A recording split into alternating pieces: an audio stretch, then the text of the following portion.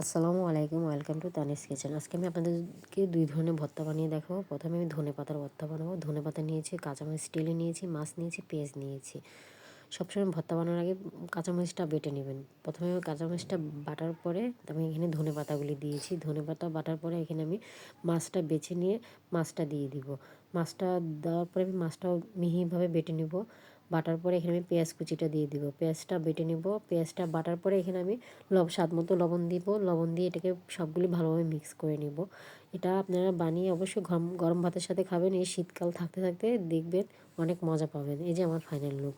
তারপর এখানে আমি সিম ভর্তা বানাবো।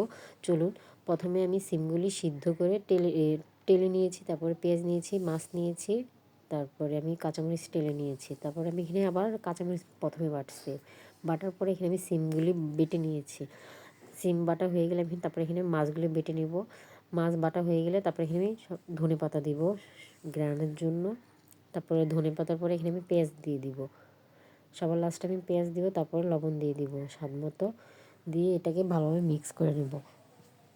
এই শীতে আপনারা গরম ভাতের সাথে এগুলি ট্রাই করে দেখবেন, অনেক মজা পাবেন। সিম ভর্তা আপনার পাটাও বেটে খাওয়া যায়, এখানে হাত দিয়েও মেখে ভর্তা বানানো যায়। ঠিক আছে, আপনারা অবশ্যই এটা বাসায় ট্রাই করবেন আর আমাকে জানাবেন। এই যে আমার ফাইনাল লুক। আল্লাহ হাফেজ, ভালো থাকবেন সবাই।